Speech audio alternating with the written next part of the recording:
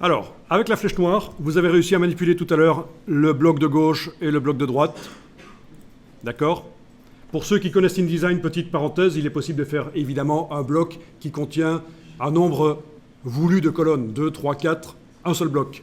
Mais ici, l'approche qui a été choisie, c'est de faire pour chaque colonne un bloc. C'est plus facile pour les débutants. Alors, si vous essayez de cliquer sur la zone là, le rectangle avec ses diagonales, typiquement c'est une convention chez les imprimeurs, quand il y a une diagonale dans un rectangle, ça veut dire que ça va contenir une image. Vous n'y arrivez pas à le sélectionner. Pourquoi? Et parce que le document a été construit en utilisant le système des calques. Comme dans Illustrator, comme dans Photoshop, quand on superpose plein d'éléments pour pouvoir facilement les sélectionner, on les met sur différents calques et puis on va jouer sur les calques, on va aller verrouiller certains calques. Alors on y va, menu fenêtre calque. Voilà, menu fenêtre calque. Vous allez repérer quel est le calque qui, logiquement, devrait contenir le bloc qui habille. Il y a un calque qui s'appelle habillage, ça devrait être ça. Vous allez déverrouiller ce calque-là et verrouiller tous les autres.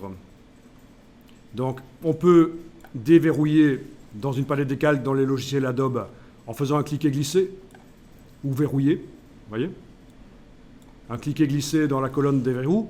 On peut aussi faire Alt-clic sur les verrous une fois, deux fois, autant de fois que nécessaire, jusqu'à ce que ce calque-là ne soit pas verrouillé et tous les autres le sont. Très intéressant. Ça marche comme ça dans Illustrator et Photoshop aussi. Vous voulez travailler sur un calque et verrouiller tous les autres. Alt-clic dans la colonne des verrous. Voilà, on doit être à ce stade-ci, donc où tout est verrouillé, sauf le calque habillage. Et là, normalement, quand vous essayez maintenant avec la flèche noire de cliquer sur les blocs de texte, ça ne marche plus, parce qu'ils sont sur le calque image et texte. Par contre, le bloc ici, ça ne marche toujours pas non plus. Super, pourquoi? Ah, parce qu'il vient du gabarit, peut-être. Oui, il venait du gabarit. Ah, ça c'est particulier. Voyons un peu ça. Voyons un peu dans la palette des pages. Dans la palette des pages. On est sur la page 18. Elle utilise un gabarit, c'est-à-dire un modèle de page, qui est le modèle de page G. Voyons sur le dessus de la palette page où est le modèle G. Il est là. Voilà. Et donc dans ce modèle G, on a le bloc qui est déjà là.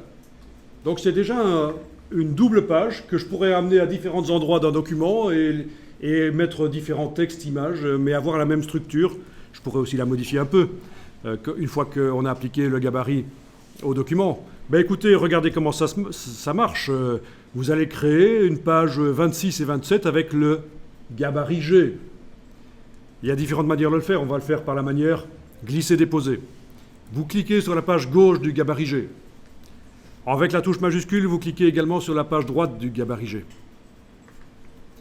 Vous allez déplacer ces deux pages, en prenant n'importe laquelle des deux, vous la déplacez, là à la fin du document, il y a une ligne verticale qui apparaît, vous avez ajouté deux pages qui utilisent le gabarit G.